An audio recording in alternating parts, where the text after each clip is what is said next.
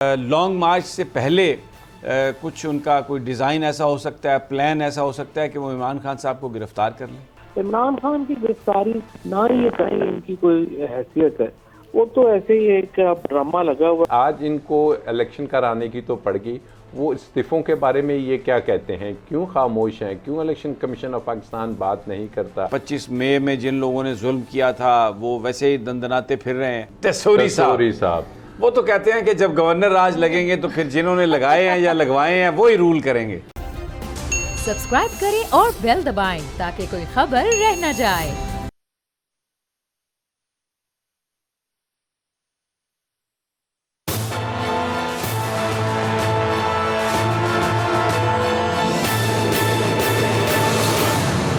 अस्सलाम वालेकुम नाज़रीन, मैं आपका मेज़बान समी इब्राहिम। आप देख रहे हैं हमारा प्रोग्राम तज्जिया। मेरे साथ हैं हमारी को एंकर अलीना इलियास, राजा आमिर अब्बास हमारे साथ हैं, मारूफ कानूनदान हैं, तैयब बलोच हमारे कॉरेस्पॉन्डेंट हैं जो सुप्रीम कोर्ट को कवर करते हैं, वो हमारे साथ हैं। आगे चलकर कुछ नुमाइंदे भी हमारे साथ होंगे, फवाद चौधरी भी हमारे साथ होंगे टेलीफोन लाइन पर। दो तीन बड़ी अहम आज डेवलपमेंट्स हैं। एक तो इमरान खान पर पर्चा दर्ज कर लिया गया, FIA ने, कॉर्पोरेट सर्कल FIA इस्लामाबाद ने कर लिया पर्चा दर्ज उन पर, और वो जो अबराज ग्रुप और आरिफ नकवी और वहाँ से जो पैसे आए उसकी बुनियाद बना के क्यों ये पर्चा दर्ज किया गया। सियासी तौर पर जो लोग समझते हैं मामलात को, उनका कहना है कि ये लॉन्ग मार्च के हवाले से है सारी डेवलपमेंट और उनको पकड़ा जा रहा है, कोशिश की जाएगी हुकूमत की तरफ से। क्या होगा वो हम अभी फवाद चौधरी हमें ज्वाइन करेंगे अगले 1-2 मिनट में टेलीफोन लाइन पर, उनसे इस पर बात करेंगे। पंजाब के वज़ीर दाखिला हाशिम डोगर ने इस्तीफ़ा दे दिया। उन्होंने वज़ीर आला पंजाब को कहा है कि वो ज़ाती वजूहात की बिना पर काम को जारी नहीं रख सकते, लेकिन जो पार्टी ज़राए हैं उनका कहना है कि वो तनकीद उन पर की जा रही थी कि 25 मई के जो लोग मुलव्वस थे तशद्दुद में उनके ख़िलाफ़ कोई काबिल ज़िक्र कार्रवाई नहीं हुई। और फिर इसके अलावा वफाकी हुकूमत जो कंटेनर पकड़ के इस्लामाबाद ला रही है लॉन्ग मार्च को रोकने के लिए, वो पंजाब गवर्नमेंट उनको रोक नहीं रही। वफाकी हुकूमत पिंडी से और पंजाब के मुख्तलिफ़ हिस्सों से पकड़ कर वो कंटेनर ला रही है। अभी भी वो कंटेनर वहीं पर पड़े हैं, लेकिन पंजाब हुकूमत ने उसकी इजाज़त दी। तो वज़ीर दाखिला से इस हवाले से बड़े तहफ़्फ़ुज़ात PTI की लीडरशिप को कल, क्योंकि इमरान खान साहब ने लाहौर में होना है, तो ये था कि शायद उनसे मुलाकात भी होगी तमाम लोगों से, PTI के लोगों से भी। तो इसलिए हाशिम डोगर साहब सारी सिचुएशन को क्योंकि समझ रहे हैं और वो बड़े एक समझदार सियासतदान हैं, तो उन्होंने ख़ुद इस्तीफ़ा दे दिया। और नया ये कलमदान किसके पास होगा, असलम इकबाल साहब के पास होगा या शहबाज गिल साहब का नाम आएगा या फवाद चौधरी साहब को लगाया जाएगा, ये अब इमरान खान फ़ैसला करेंगे कल। लेकिन ये एक बड़ी इमर्जिंग सिचुएशन है और बहुत सारे लोगों का ख्याल है कि जो लॉन्ग मार्च में जो उसका जो ऐलान अभी नहीं हुआ उसकी वजह से ये मुख्तलिफ़ इस किस्म के वाक़यात हो रहे हैं और उसका ये सब उसी हवाले से कोशिशें हैं on the part of government के किसी तरीके से इसको डिले किया जाए।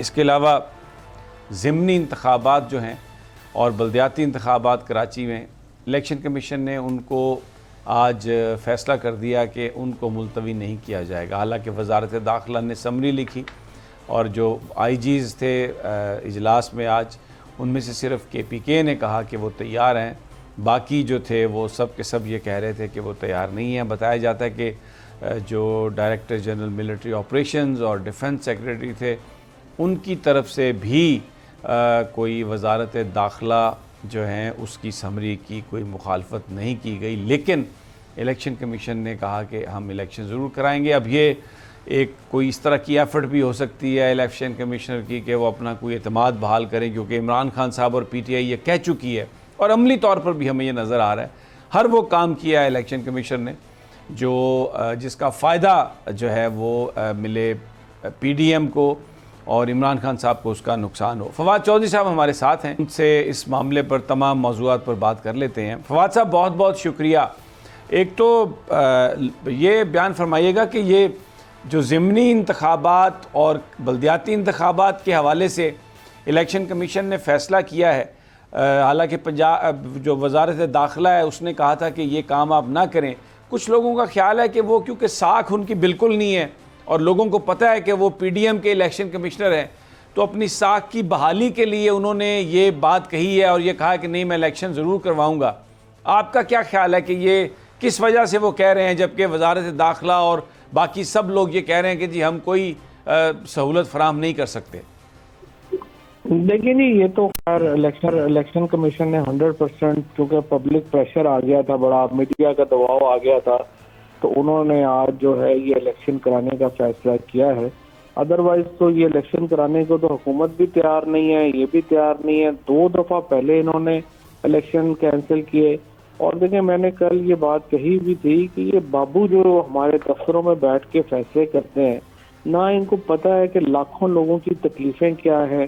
करोड़ों रुपया जो है वो खर्च हो गए, कैंपेन खत्म नहीं हो रही हैं, तेल इतना महंगा हो गया है, लोगों का जाना ही एक अजाब है।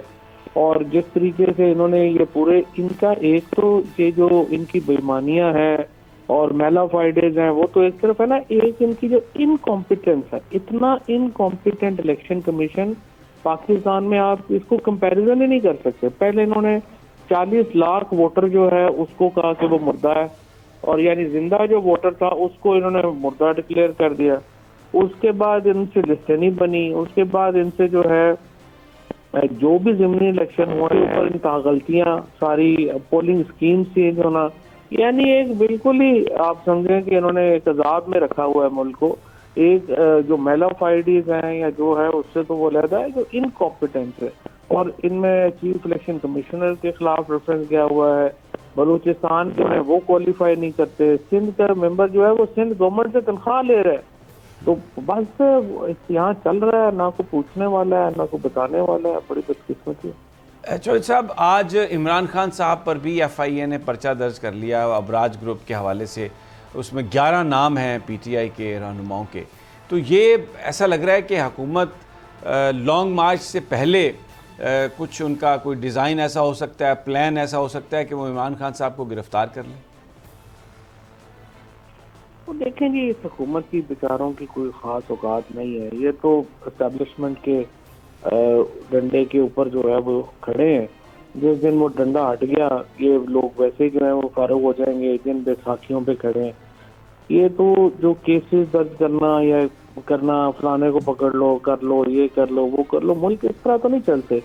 इमरान खान जैसे लीडर को आप अरेस्ट करेंगे, मुल्क में आपको एक हर वक्त होती है या आपको कोई, आप इसको इमरान खान के ऊपर जो केसेस कर रहे हैं या जो पाकिस्तान में इस वक्त इन्होंने हशर कर दिया है, उसके बजाय आप पाकिस्तान की इकोनॉमी की हशर देख लें। आज आप देखें स्टेट बैंक ने जो रिपोर्ट दी है, 2% के ऊपर ग्रोथ वो कह रहा है, प्रोडिक्शन कर रहा है। और नौकरियां जो हैं यहाँ पे, इंडस्ट्रीज बंद हो रही हैं, नौकरियां खत्म हो रही हैं, उधर से महंगाई आ रही हुई है। तो ये 4, 5, 6 महीने मुल्क कैसे जो है ये चलाएंगे, इसको फिक्र होनी चाहिए। इमरान खान की गिरफ्तारी से ये तो देखें ना, इनसे ये काम जो है वो इनसे नहीं होने, ना ही ये कहीं इनकी कोई हैसियत है। वो तो ऐसे ही एक ड्रामा लगा हुआ है, उसमें ये रोज बातें करते हैं। मेरा ख्याल है कि हमें तो अक्ल का मुजाहरा करना चाहिए, जिसकी तवक्को तो इनसे नहीं है, लेकिन मुल्क को इस किस्म की पॉलिटिकल इंस्टेबिलिटी में धकेलना 24 घंटे कोई अक्लमंद हुकूमत ये नहीं करती ही नहीं। एक सवाल है, हर आदमी पूछता है, जिसका जवाब इमरान खान के अलावा कोई नहीं दे सकता। लॉन्ग मार्च कब होगा? और अभी कल उन्होंने कहा कि इंशाल्लाह होगा और बहुत जल्द होगा। आप कुछ आइडिया अपना, आपकी कोई असेसमेंट? जी, लॉन्ग मार्च जो है ना वो बड़ा लंबा डिले नहीं किया जा सकता, ये अक्टूबर में ही जो है वो होगा और अक्टूबर से आगे कम ही चांसेस है। लेकिन इंशाल्लाह ताला अगले, मुझे लगता है कि हम कुछ दिनों में, ये अब इलेक्शंस आ गए हैं तो उसमें देख लेते हैं कि कितना डिले होगा, लेकिन ये हमने इससे ज़्यादा अक्टूबर से आगे जाना मुश्किल। बहुत बहुत शुक्रिया फवाद चौधरी आपके टाइम का। कह रहे हैं लॉन्ग मार्च जो है वो उसमें बहुत ज़्यादा डिले शायद मुमकिन नहीं है और अगले चंद दिनों में ये मामला हो जाएगा। राजा आमिर अब्बास, गुफ्तगू सुनी आपने फवाद चौधरी साहब की। FIA का जो केस है, जो अबराज ग्रुप, आरिफ नकवी 11 बंदे पीटीआई केस में नॉमिनेट किए गए हैं। लगता तो यही है कि हुकूमत इस मामले में पकड़ना चाहती है इमरान खान को, दूसरी क़यादत को, ताकि ये जो मामला है लॉन्ग मार्च का, इस पर वो असरअंदाज हो सके।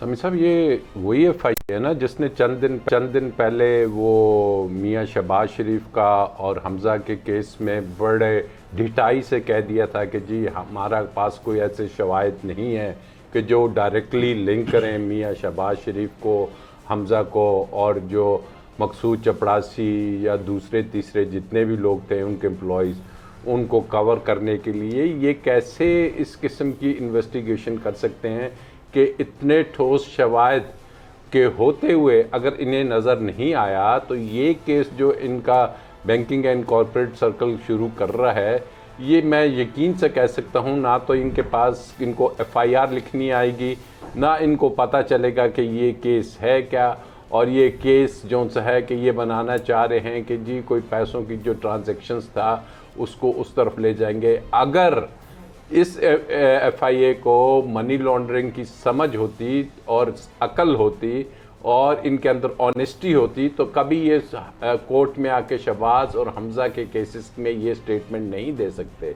तो मैं नहीं समझता कि इस केस में इनको कोई खातिर खा कामयाबी, क्या मुझे तो लगता है कि ये कोई ऐसा शख्स गाइड कर रहा है कि जिसको कानून की ABC भी नहीं पता, उसको शायद उसने ज़िंदगी में कानून की किताब भी नहीं खोली होगी, लेकिन उसका पर्पज़ यही है कि किसी सब इंस्पेक्टर को या किसी को कह दिया जाता है कि ये केस बस तुम इंदराज इसका करो। पहले तो ये बताए FIA कि जी इसमें कंप्लेनेंट कौन है, किसकी तरफ से ये कंप्लेंट आ रही है, क्या स्टेट बैंक की तरफ से आ रही है, किसकी तरफ, गवर्नर स्टेट बैंक की तरफ से आ रही है, कौन है कि जी जो कह रहा है कि इसमें क्या हुआ, क्या इसमें मनी लॉन्ड्रिंग हुई है या कोई ऐसा कानून के रूल्स की खिलाफ वर्जी हुई है कि जो रूल्स इनको खुद नहीं पता।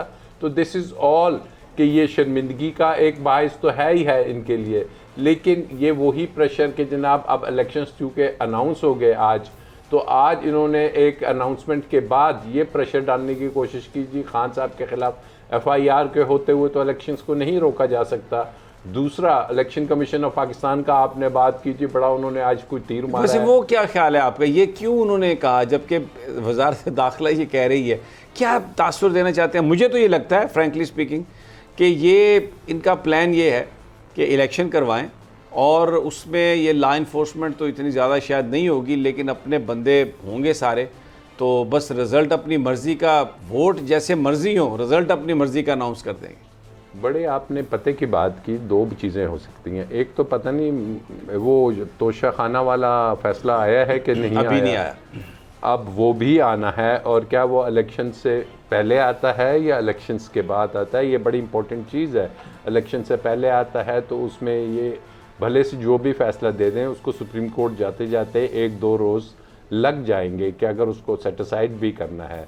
नंबर 2, जो आपने बात की कि क्या ये अपना एक वो जो टेस्ट किसी की ड्राइव होती है या परवाज़ होती है, वो ये करना चाह रहे हैं, देखना चाह रहे हैं कि जी किस तरीके से, जैसे आपने कहा कि रिज़ल्ट्स और किस किस्म से हम रद्द-बदल कर सकते हैं नताइज में, तो शायद और फिर जब अगर 4 नशिस्तों पे इमरान खान को हरा दें और कहें देखें जी हमारे आम बंदों ने खान को हरा दिया है, यानी रिजल्ट्स में हराना है ना, शायद उसकी कोई डेमोन्स्ट्रेशन हो किसी किस्म की।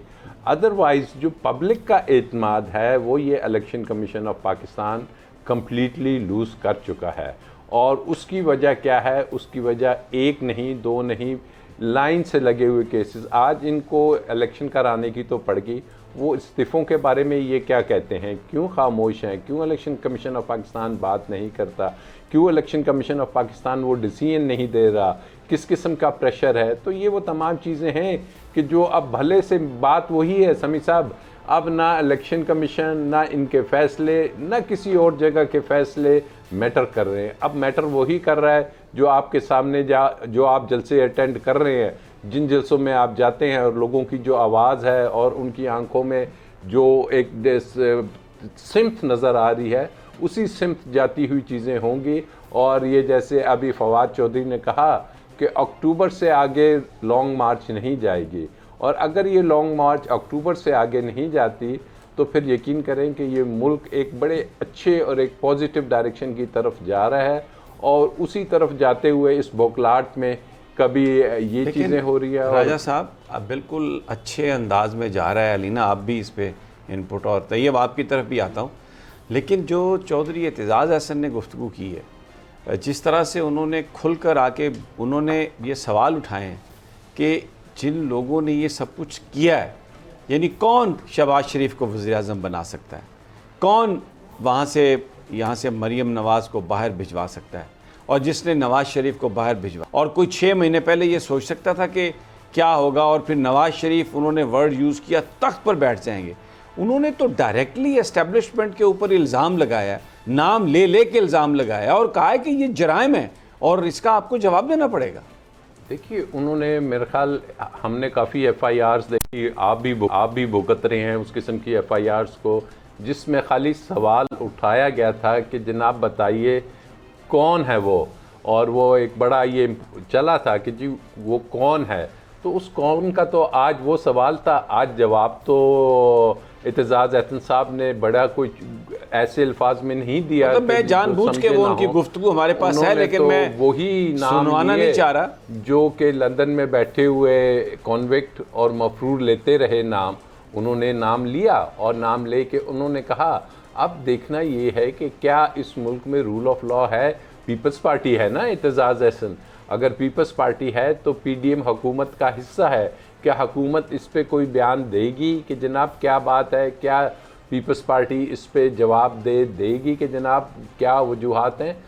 लेकिन ये मेरे ख्याल ये उस तसलसल का हिस्सा है जो कल तक तो आपने लंदन से उस प्रेसर में देखा कि जी खाली जुडिशरी की बात हो रही थी, लेकिन अल्टीमेटली आपको ये PDM घूमती हुई और आखिर में वहीं पे नज़र आएगी, और फिर इनसे कोई पूछने वाला नहीं होगा कि वो कहेंगे जी अब क्या फ़ायदा, अब तो हो गई। लेकिन ये वो डायरेक्शन है कि जो हमें लंदन से नज़र आ रही है। तैयब बलोच, ये पहले ज़रा थोड़ा सा एतजाज़ साहब ने बहुत सख्त, यानी मैं समझता हूँ कि उन्होंने मौक़िफ़ अपनाया, एंड विदाउट मिन्सिंग वर्ड्स वो उन्होंने सवाल उठा दिए हैं, और सोशल मीडिया पर तो वो हर तरफ है। मेन स्ट्रीम मीडिया ने अवॉइड किया सब पैमरा के कवानीन की वजह से, हम भी वो नहीं दिखा रहे, उसकी वजह कोई खौफ या वो नहीं है, लेकिन क्योंकि पैमरा की एक डायरेक्शन है जिसकी वजह से हम ये नहीं दिखा रहे।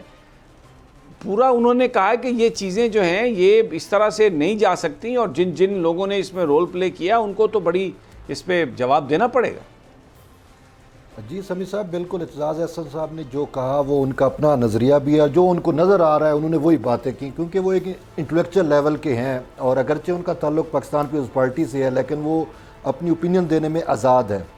जैसा कि अभी राजा आमिर अब्बास साहब कह रहे थे कि वो कौन है, वो चीज़ें अब सबके सामने आ रही हैं और पता भी चल रहा है। लेकिन इसमें जो असल कन्फ्लिक्ट आ रहा है या जो तज़ाद हमें नज़र आ रहा है वो ये है कि जिनके बारे में निशानदही की एतजाज़ अहसन साहब ने अपनी उन टाक्स पे, उनकी जानिब से ये एक मौक़िफ़ आता है कि हम जो है वो गैर जानिबदार हैं, जबकि इमरान खान साहब की जानिब से बार बार ये आता है कि जो आपके सामने है कि न्यूट्रल जिस तरीके से वो कह रहे हैं, और अगर हम बिलावल वो इस पे बिलीव नहीं करते, यानी ढके छुपे अंदाज में वो बात करते हैं इमरान खान। बिल्कुल इमरान खान साहब बात करते हैं, लेकिन वो बिलीव नहीं करते। उनको पता है कि यही ही है जिसकी वजह से ये रजीम चेंज हुआ, या ये पूरा फार्मूला लगा जिसको हम मुझे ब्रेक पर जाना है तैयब, मैं वापस आता हूँ, बड़ी है मुझे ब्रेक पर जाना है। जब वापस आते हैं तो अलीना आपसे भी बात करते हैं, और एक सुप्रीम कोर्ट ऑफ पाकिस्तान में बहुत अहम एक केस की समाअत हो रही है, जस्टिस उमर अताब बंदयाल कर रहे हैं, और उसका ताल्लुक़ नैब की जो कानून साजी है उसके हवाले से है। बड़े अहम उसमें रिमार्क्स और सवालात, लेकिन ये सब एक छोटे से वक्फे के बाद।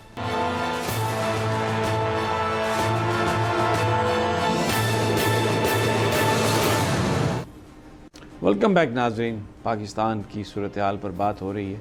ब्रेक पर जाने से पहले तैयब बलोच भी इसी इशू पर गुफ्तगू कर रहे थे कि अब नाम लेकर बात हो रही है, और एतजाज़ अहसन जैसे जो कानूनदान हैं बेलाग तबसरा करते हैं, इंटेग्रिटी भी है उनकी, उन्होंने पूरे सिस्टम पर बात उठाई है कि किस तरीके से नवाज़ शरीफ बाहर गया, फिर तख्त पर उसको अब बिठाने की बात हो रही है, शहबाज शरीफ वज़ीर-ए-आज़म बन गए। तो बहुत ही ज़्यादा उन्होंने भरपूर वो तनकीद की है। और लेकिन बहरहाल अब आगे क्या होता है। राजा आमिर अब्बास, मैं आपसे एक लीगल सवाल, ये अब इमरान खान साहब को बेल करानी पड़ेगी, ये जो FIA ने पर्चा दर्ज किया, वगरना FIA किसी भी वक्त गिरफ्तार कर सकती है?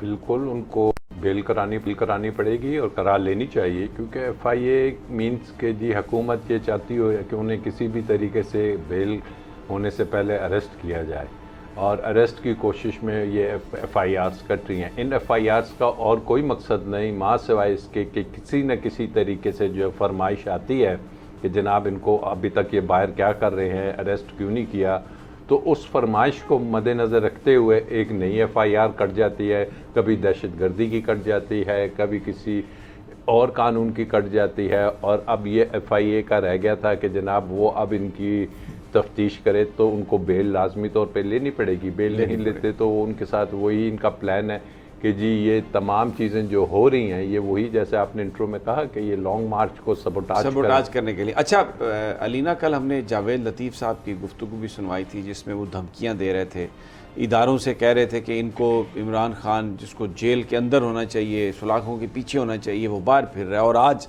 FIA ने फौरी तौर पर पर्चा दर्ज कर लिया, और अभी जैसे आमिर साहब कह रहे हैं कि उनको ज़मानत करानी पड़ेगी, तो ये तो फिर ऐसा लग रहा है कि हुकूमत तो अपना जो घेरा है उसको तंग करने की कोशिश कर रही है। सिर्फ हुकूमत तो यही चाहेगी, बल्कि मियां मोहम्मद नवाज शरीफ साहब यही चाहेंगे। जैसे कि हम लोग 2 से 3 प्रोग्राम्स में ये चीज़ें डिस्कस कर चुके हैं कि मरीम नवाज़ वहाँ पर गई हैं, वो एक प्रॉपर मीडिया स्ट्रैटेजी बना रही हैं, वहाँ पे वो बैठ के मीडिया स्ट्रैटेजी बना रही हैं, और यहाँ पे इनके जितने भी हुकूमती वज़रा हैं वो ये कोशिश कर रहे हैं कि किसी न किसी तरीके से इमरान खान साहब को गिरफ्तार कर लिया जाए। लेकिन इससे पहले जितने भी केसेस बनाए गए हैं, जो भी इन्होंने करने की कोशिश की है, इन्हें मुँह की खानी पड़ी है। अभी आपने एतजाज़ हसन साहब की बात की है, उन्होंने सब इदारों के हवाले से जो सवाल उठाए हैं, अवाम जो है, एक बड़ी तादाद जो है अवाम की, वो ये राय रखती है। बात ये, अगर ये राय यकीन में बदल गई तो ऐसे लोग जो इस वक्त गैर जमहूरी फैसले ले रहे हैं उनका क्या मुस्तकबिल होगा। मेरे ख्याल में उन्हें इस हवाले से सोचना चाहिए। और इस वक्त जो सबसे इंपॉर्टेंट चीज़ है जो पंजाब में हुई है, समी साहब कि जो हाशिम डोगर साहब जिस तरीके से गए हैं, उन्होंने जो भी कहा है कि उनकी ज़ाती वजूहात थी या जो भी थी, इसका मतलब है कि जो फवाद चौधरी साहब ने भी बात की कि अक्टूबर में ही ऐसा मतलब हो सकता है कि जो खान साहब है वो ऐलान कर दें। उनका जाना, फवाद साहब का ये बात करना, मेरे ख्याल में बहुत जल्द मेरे ख्याल में खान साहब को बड़ा ऐलान कर सकते हैं। अब्बास हमारे ब्यूरो चीफ लाहौर हमारे इस वक्त, उनसे ज़रा दरियाफ्त करते हैं कि लाहौर में क्या चल रहा है। ये अचानक हाशिम डोगर साहब, खावर अस्सलाम वालेकुम। वालेकुम सर। खावर, ये खबरें तो आ रही थी कि हाशिम डोगर साहब पर दबाव है पार्टी के अंदर से कि गिरफ्तार नहीं हुए लोग, और 25 मई में जिन लोगों ने जुल्म किया था वो वैसे ही दंदनाते फिर रहे हैं। फिर एक बड़ा, अक्सर जो PTI के लोगों से मेरी बात हुई कि कंटेनर जो हैं सारे वो पंजाब से आ रहे हैं, और वजारत दाखिला जो है पंजाब की वो रोक नहीं रही, और वफाकी हुकूमत यहाँ पे इकट्ठे कर रही है। तो क्या ये कोई बड़े इख्तलाफ का पेश ख़ैमा हो सकता है, या जिस तरह नून लीग के लोग ये कह रहे हैं, दावे कर रहे हैं कि जनाब बस ये देखिएगा नवंबर में परवेज़ इलाही साहब को इत्तेमाद का वोट लेना पड़ेगा, लोग इतने कम हो जाएंगे। इस सारी सूरत हाल को हाउ डू यू सी, कैसे आप एक्सप्लेन करते हैं पॉलिटिकली? देखिए समी साहब, इस वक्त जो सूरत हाल थी कि जब तहरीक इंसाफ की दोबारा हुकूमत बनी है परवेज़ इलाही साहब की सूरत में, तो कारकुनान ये तवक्का कर रहे थे कि जो उनके साथ जुल्म या ज्यादतियां की गई, उन पर जो तशद्दुद किया गया, और जिस तरह से एहतजाज के दिन पर जो है सलूक किया गया पुलिस की जानिब से, उसके हवाले से वो काफी पुरुमीद थे कि अब उनकी हुकूमत आई है तो कम अज कम इस पर जो है वो इंसाफ होगा, इस पर कोई ऐसी एक्शन लिया जाएगा कि आइंदा कोई भी सियासी जमात, खा वो तहरीक इंसाफ हो, मुस्लिम लीग नून हो, या कोई भी सियासी जमात जो है वो किसी भी किस्म की अपनी सियासी ताकत इस्तेमाल करते हुए किसी भी सियासी कार्य करे। यही वाज़ेह पैगाम था इमरान खान साहब का भी, और उन्होंने इस पर बड़ा वाज़ेह कहा था कि बिल्कुल इस पर जो है वो एक सख्त किस्म का एक्शन होगा। और जो पार्टी के दीगर रहनुमा थे, शहबाज गिल हो गए, फवाद चौधरी साहब हो गए, उनका भी यही कहना था। मगर जैसे जैसे वक्त गुजरता गया हम देखते गए कि चीजें जो है वो कमेटी के खेल में चली गई, इंक्वायरीज हो रही हैं और कमेटी तश्कील दे दी गई है, कमीशन बना दिया गया है, तो कोई भी शख्स जो है वो उस तरह से कानून की गिरफ्त में नहीं आ सका जिस तरह से तवक्का कर रही थी तहरीक-ए-इंसाफ और उसके कारकुनान। जबकि दूसरी जानिब अब जब ये लॉन्ग मार्च की तैयारियों की बात चल रही थी तो ये बिल्कुल आपने बड़ी दुरुस्त बात की है। बाद में जो तमाम लॉन्ग मार्च को रोकने के लिए तैयारियां की गई उसमें से 70% सामान ऐसा है जो पंजाब से ज़राए के मुताबिक मुंतकिल हुआ कि जो कंटेनर थे, जो बाकी चीजें थी, वो उस तरह से रिस्पांस नहीं मिल रहा था। दूसरा ये था कि सानिया मॉडल टाउन एक बड़ा मौकफ था तहरीक-ए-इंसाफ का हमेशा से इस हवाले से, जिससे जो है मौजूदा तहकीकात के मुताबिक मरकजी तौर पर मौजूदा वफाकी वजीर दाखिला जो है राना सनाउल्लाह उनका नाम आता है और जो गुज़श्ता हुकूमत आती है उस पर भी तवक्का की जा रही थी कि एक बड़ा स्ट्रिक्ट किस्म का एक्शन होगा। इस हवाले से जो है वो कमेटियां भी बनी मगर उसका कोई नतीजा नहीं निकला। इस पर जो है आपको पता है कि तहरीक-ए-इंसाफ के अंदर इस वक्त जो आप अपने मुल्क की सियासी जमातों में जो मुख्तलिफ चीज देखते हैं वो ये देखते हैं कि कारकुनान यहाँ पर खुलकर एहतजाज करते हैं, फैसलों पर असरअंदाज होते हैं, बात करते हैं, अपना इजहार राय करते हैं। तो ये हम पिछले कई दिनों से देख रहे थे कि मुसलसल सोशल मीडिया के ऊपर और कारकुनान जो है बराह रास्त पैगाम दे रहे थे कि वो पंजाब हुकूमत के हवाले से इस हवाले से मुतमिन दिखाई नहीं देते कि जिस तरह से तहरीक-ए-इंसाफ के वजीर दाखिला को काम करना चाहिए था या पंजाब हुकूमत को काम करना चाहिए था उस तरह से काम नहीं हो रहा और इस पर काफी दबाव दिन ब दिन बढ़ता जा रहा था और कुछ चीजें। अच्छा खबर एक और सवाल, खुद भी नोटिस में खबर एक और सवाल, अब जी ये किसका नाम आ सकता है? असलम इकबाल साहब के नाम से क्या सराहियां हो रही हैं, फवाद चौधरी साहब हैं, शहबाज गिल साहब हैं, चीमा साहब हैं, किसका आप समझते हैं कि ये जिम्मेदारी दी जा सकती है? देखिए समीर साहब, इससे कबल जब इमरान खान साहब जलसे के लिए गए हैं मियांवाली तो उसमें भी असलम इकबाल साहब से उनकी बड़ी तफसीली मुलाकात हुई है हवाई जहाज के अंदर और मौजूदा जो सियासी सूरत हाल है सूबे की उस पर भी बातचीत की गई। बल्कि अब आप अगर इस वक्त देखें तो आपके इल्म में है ये चीज़ कि मियां असलम इकबाल साहब जो है वो खुद 90 शायरा पर बैठ रहे हैं और तमाम तहरीक-ए-इंसाफ के जितने भी कारकुनान हैं उनके जो मसाइल है वो वहाँ पर बैठकर तमाम चीज़ों को बजाते खुद भी देख रहे हैं जहाँ जहाँ पे तहरीक-ए-इंसाफ के कारकुनान। और इसके अलावा जो लाहौर में तजावुज़ात के हवाले से जो ऑपरेशन है, ख़ास तौर पर जो जिसको अलीम खान साहब के लोग कहते हैं कि उनके खिलाफ है, उसको उन्होंने बड़ा कंट्रोल किया और सारा बड़ी हिम्मत से वो चीज़ें हटाई हैं वहाँ पे।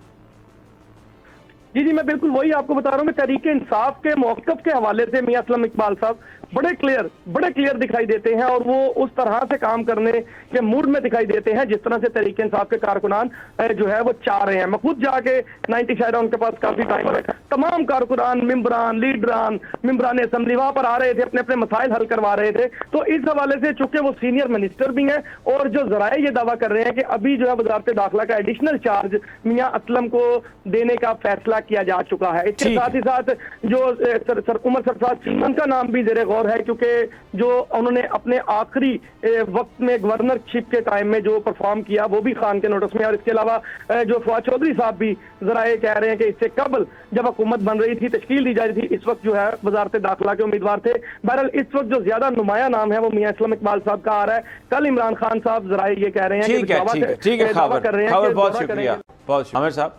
ब्रेक पर जाना है लेकिन इस पर क्या आप कमेंट करेंगे? एक छोटा सा कमेंट। देखिए जी, बड़ी सिंपल सी बात है कि जब भी कोई रेजिग्नेशन आता है और वो कहता है कि जी मैं ज़ाती बुनियाद पे ये फ़राइज़ अंजाम नहीं दे सकता, तो इसके दो ही मकसद होते हैं कि एक के जो उनके फ़राइज़ थे वो उन्होंने करने थे और उस पर फिर उतना प्रेशर होता है कि वो फिर उस प्रेशर को सस्टेन नहीं कर सकता।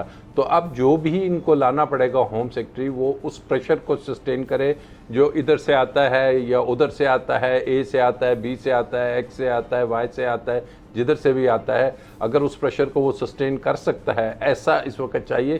क्योंकि इमरान खान साहब ने अगर कहा है कि ये आखिरी मरला है तैयारियों का, इसकी लॉन्ग मार्च का, तो I think this is part of that जो उनकी तैयारियां हैं कि उसी सिलसिले में होम जो मिनिस्टर सबसे इम्पोर्टेंट है। पहले भी हमें पंजाब से जो इनको पता चला, हमने देखा कि इश्यूज आए थे, तो अब वो उसको कह रहे हैं कि मैं पहले तो तैयारी नहीं कर सका, अब तैयारी कर रहा हूँ और ये वो तैयारी का हिस्सा है। यहाँ पर एक छोटा सा वक्फा, वापस आते हैं तो तैयब आपके पास आएंगे कि जनाब बताइए सुप्रीम कोर्ट ऑफ पाकिस्तान में वो जो इम्पोर्टेंट केस है आज उसमें सबसे अहम नुक्ता कौन सा डिस्कस हुआ।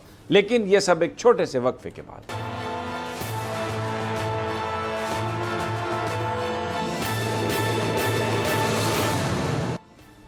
वेलकम बैक नाजरीन। Tayyab Baloch, supreme court of Pakistan में नैब के हवाले से जो लेजिस्लेशन हुई है उसकी समाअत जारी है। उमर अताब बंदयाल साहब की सरबराही में बेंच समाअत कर रहा है। आज अहम नुक्ता आप वहाँ पर मौजूद थे। जी समी साहब, सबसे अहम चीज़ तो ये है कि सुप्रीम कोर्ट ने 1999 से लेकर जून 2022 तक नैब के तमाम केसेस की तफसीलात तलब कर ली और कहा है कि हमें बताया जाए कि कितने केसेस में लोगों को सजाएं हुई और कितने पैसों की जो है वो रिकवरी हुई। लेकिन इसके साथ साथ जो सबसे मेन चीज़ रही है वो बार बार जजेस की जानिब से चेयरमैन तहरीक इंसाफ इमरान खान के वकील को ये कहा जाता रहा कि आप ये बताएं कि जो नैब तरामीम की गई वो किस तरीके से बुनियादी इंसानी हकूक़ की खिलाफ वर्जी हैं। जस्टिस मंसूर अली शाह का ये कहना था कि अगर ये चीज़ साबित हो जाती है कि बुनियादी इंसानी हकूक़ की खिलाफ वर्जी है तो फिर ऐसे मामलात पर अदालत जो है वो स्ट्राइक डाउन कर सकती है तरामीम को, लेकिन आपको लिंक जो है वो पैदा करना पड़ेगा। तो इमरान खान के वकील ने जो है वो अदालत में ये साबित करने की कोशिश की कि ऑलरेडी आप देख लें कि जब से ये नैब तरामीम आई हैं उस वक्त से लेकर अब तक 280 केसेस या रेफरेंसेस जो हैं वो ख़त्म हो चुके हैं और अरबों रुपए के जो लूटी हुई दौलत थी उसको जो है वो तहफ़्फ़ुज़ मिल चुका है। इसके साथ साथ उन्होंने एक और नुक्ता जो उठाया वो ये उठाया कि प्ली बारगेन का मामला है। तुमने कहा प्ली बारगेन के मामले पे 5 करोड़ तक की वो हद लगा दी गई है, बाकी उन्हें छूट दे दी गई है। इसके साथ साथ उन्होंने वाज़ेह तौर के ऊपर ये भी कहा कि ये जो अवामी ओहदे हैं, जो अरबाब इख्तियार होते हैं, वही लोग करप्शन करते हैं और उनकी करप्शन की वजह से आम आवाम जो है वो मुतासर होती है। तो इसी वजह से अगर इन नैब तरामीम के अंदर जिन्होंने जिनको फ़ायदा देना है वो केसेस ख़त्म हो जाएंगे और आवाम की लूटी हुई दौलत वापस नहीं आ सकेगी, तो इस वजह से ये बुनियादी इंसानी हकूक़ की खिलाफ वर्जी इससे हो सकती है। और इसके साथ साथ चीफ जस्टिस ने वाज़ेह तौर के ऊपर जो चीफ जस्टिस ने कहा, उन्होंने कहा कि अफसोस से कहना पड़ रहा है कि हमारी जो एलीट है, जितना भी पाकिस्तान कर्जा लेता है वो हमारी एलीट खा जाती है और 70 से 80% पाकिस्तान की आम जो पॉपुलेशन है वो जो है ख़त्ते गुर्बत के नीचे ज़िंदगी गुजारने पर मजबूर है। इसके साथ साथ उन्होंने ये भी कहा कि हमारे यहाँ माफियाज जो हैं वो बने हुए हैं। उन्होंने कहा मैं और ये भी उन्होंने कहा कि हम किसी माफिया का नाम नहीं लेना चाहते। बड़ी इंपॉर्टेंट बात। राजा आमिर अब्बास, आपने सुना तैयब बलोच, सारी बात उन्होंने बताई, इंपॉर्टेंट चीज़ें। क्या लगता है आपको क्या होगा, किस तरफ जा रही है ये बात? देखिए, माफियाज की बात हुई, पहले सुप्रीम कोर्ट ने एक माफिया का नाम लिया था, सिसिलियन माफिया, और फिर क्या हुआ, वो आज एतजाज़ का आपने स्टेटमेंट सुन लिया, सिसिलियन माफिया के साथ क्या हाल हुआ, किसने किया, कैसे किया और क्यों किया, और अल्टीमेटली वो माफिया कैसे वापस आया, कैसे उसने साबित किया कि जनाब नहीं, रुक जाएं, हमने अभी हिसाब लेना है। और अब वो वहां पर कह रहे हैं कि हम हिसाब देंगे। वो इनसे पूछ रहे हैं कि हमें हिसाब दें आप, यानी माफिया पूछ रहा है। वो पूछ नहीं रहा सर, वो धमका रहा है। वो कह रहा है कि हिसाब देना होगा तुम्हें, ठीक है। तो ऐसी सूरत हाल में ये रिमार्क्स और ये चीज़ें और ये करप्शन, उसी सुप्रीम कोर्ट ने इनको, बल्कि 2 जजेस जो कि बाद में चीफ जस्टिस बने, उन्होंने तो पहले ही इनको नाअहल कर दिया कि they have failed to give justification अपने उस लंदन के अपार्टमेंट्स के। जब सुप्रीम कोर्ट ये फैसला कर दे कि इन्होंने नहीं दे पाए, उसके बाद भी आपने देख लिया एतजाज़ साहब की स्टेटमेंट के मुताबिक कि जी एक ये ऐसा केस था कि जो एक उस पर तख्ती पे एक हाथ की हथेली पे लिखा हुआ वाज़ेह केस था, लेकिन ये हुआ। अब बात हो रही है करप्शन की, तो करप्शन की बात में अगर हाइपर टेक्निकलिटीज़ में चले जाएं जी, फंडामेंटल राइट्स तो फलाने राइट्स, बड़ी इंपॉर्टेंट चीज़ है कि हमारा पूरा जो आइन है वो ऑब्जेक्टिव रेजोल्यूशन जो सा था उसके इर्द गिर्द घूमता है। और ऑब्जेक्टिव रेजोल्यूशन बात करता है गवर्नेंस की और आपकी जो इकनॉमिक है, इकॉनमी है मुल्क की, उसकी सेफ्टी की, और मुल्क की मैशत अगर ऐसे लोगों के हाथ में और चली जाए कि जिन पे करप्शन का चार्ज हो, और ऊपर से ये कि करप्शन की रोकने के लिए आप कवानीन भी हटा दें और सज़ा देने के कवानीन को आप बिल्कुल ओमिट करते हैं, तो ऐसी सूरत हाल में आई डोंट थिंक सो कि ये कोई इतना लेंथी मैटर है। क्योंकि इससे नुकसान क्या हो रहा है कि लोग अगर छूट के बैरून मुल्क जा रहे हैं, अब पहले भी नवाज शरीफ की जब बेल हो रही थी तो ये बड़ा इंपॉर्टेंट क्वेश्चन उठाया गया था कि ये अगर बैरून मुल्क चला जाता है, हमारे मुल्क की जुरिस्डिक्शन से बाहर चला जाता है, जहाँ हमारी अदालतों की नहीं है जुरिस्डिक्शन, तो वापस कौन लाएगा। तो अब भी अगर इस कवानीन के तहत ये सारे छूट के पैसे लेके बाहर चले गए, तो फिर दोबारा अगर ये ख़त्म भी हो गया तो फिर उन्हें कौन लाएगा। सवाल तो ये अच्छा, मैं आपको एक बड़ा इंटरेस्टिंग ये बताता हूँ कि ये जो मनी लॉन्ड्रिंग केस है जज FIA सेंट्रल लाहौर, उसमें देखें मुलज़म कौन है? वज़ीर आज़म। स्पेशल जज जो है उसकी पोस्टिंग अथॉरिटी कौन है? Prime minister and law minister. Prosecutor कौन है? अपॉइंटेड किसने किया? वो interior minister. Investigating officer posted by prime minister, interior minister, DG FIA। अच्छा, जज is asking prosecutor and information investigate officer कि आपके पास कोई सबूत हैं? अच्छा, 8 अक्टूबर को एज डायरेक्टेड बाय अथॉरिटीज़, जो इन्वेस्टिगेटिंग ऑफिसर और प्रोसिक्यूटर हैं, उन्होंने कोर्ट को ये जवाब दिया फाइल्स में कुछ नहीं है। और ये जो 265K की जो एप्लीकेशन है ना, उसके बीच में उन्होंने कहा। अच्छा, 11 तारीख को जज ने शहबाज शरीफ साहब को अपीयर होने का कहा, 12 को वो आए और वहाँ पर आर्गूमेंट हुआ। और अब जो शहबाज शरीफ साहब के वकील हैं वो ये कह रहे हैं कि डे टू डे हियरिंग होनी चाहिए। क्या जब प्रोसिक्यूटर और इन्वेस्टिगेटिंग ऑफिसर कह रहा है कि फ़ाइल्स में कोई सबूत नहीं है, और जो लोग भी ये समात कर रहे हैं उसकी अपॉइंटमेंट, उसकी जो पोस्टिंग अथॉरिटी है वो लॉ मिनिस्टर, PM या DG FIA हैं, तो उसमें राजा आमिर अब्बास साहब क्या आएगा फ़ैसला? और मुझे बताइए कि फिर इंसाफ का बोलबाला तो होगा। उसमें फ़ैसला ऐसे ही आएगा जैसा कि एक ऑलरेडी हम देख चुके हैं कि नैब कुछ नहीं कर पाई, आगे से जवाब दे रहे हैं। अब ये अमेंडमेंट्स में नैब कहती है कि जी जो हुकूमत का मौक़िफ़ है हमारा भी वही मौक़िफ़ है। अब ये बड़े अफसोस की बात है कि जनाब सारी ज़िंदगी तो ये कहते हैं कि हम एक ऑटोनोमस बॉडी हैं, हम एक इंडिपेंडेंट बॉडी हैं, और जब वक्त आया आपने बताना था कि हम इंडिपेंडेंट बॉडी हैं और हम करप्शन के ख़िलाफ़ हैं, लेकिन आप तो करप्शन के हक़ में जाके ये स्टेटमेंट्स देते हैं। FIA का मतलब, FIA का वकील तो इस वक्त ऐसे तस्वर हो रहा है कि जैसे वो डिफेंस का वकील है, डिफेंस का वकील है, बिल्कुल। अच्छा जी, शहबाज शरीफ का टाइम हमारे पास बड़ा कम है, मैं सिर्फ एक या दो नुमाइंदों से बात करता हूँ जो ज़िमनी इंतखाबात होने हैं जिसमें इमरान खान साहब लड़ रहे हैं इलेक्शन। अच्छा, अवैस सत्तार साहब फैसलाबाद से हमारे साथ हैं। अवैस, ज़रा बताइए। अच्छा जी, वो ड्रॉप हो गया। कराची से हमारे साथ हैं सलाउद्दीन साहब, हमारे साथ हैं। सलाउद्दीन, ये बताइए कि मलीर और कुरंगी में, मुझे बस ये बताइए कौन आपको नज़र आ रहा है इलेक्शन जीतता हुआ? सेंटिमेंट क्या है? जी बिल्कुल, देखें जो NA 237 की जो नशिस्त है वो है मलीर की। यहाँ पर पहले PTI के जो, मैंने आपसे पूछा भाई जीतेगा कौन, आप अपनी तफसील ना बताएं, आपको क्या लगता है कौन जीतेगा?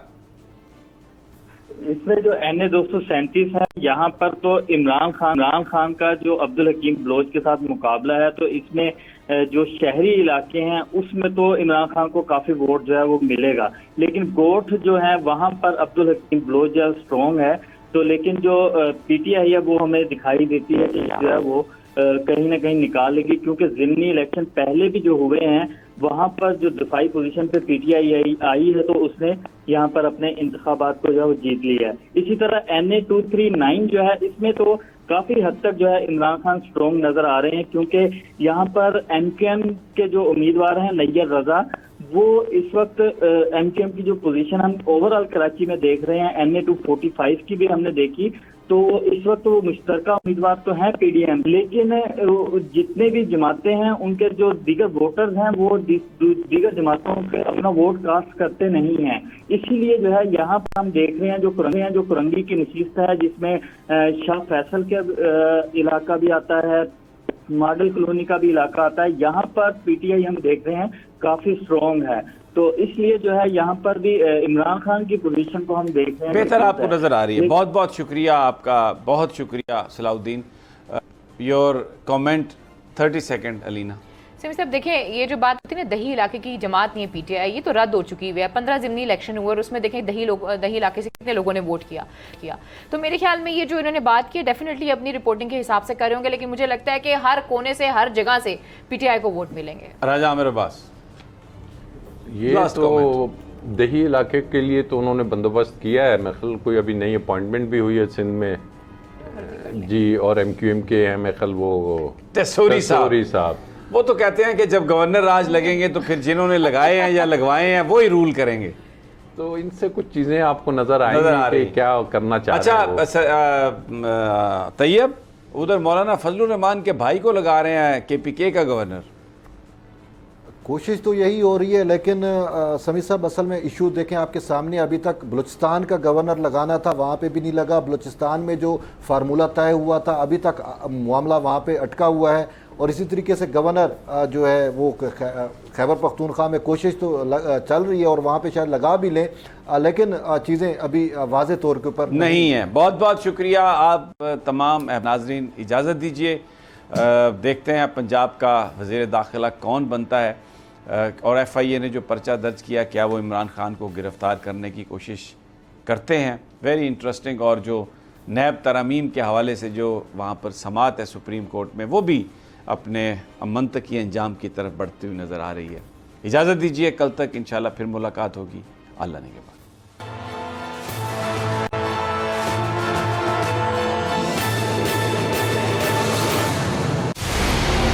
मंजिल, रास्ता,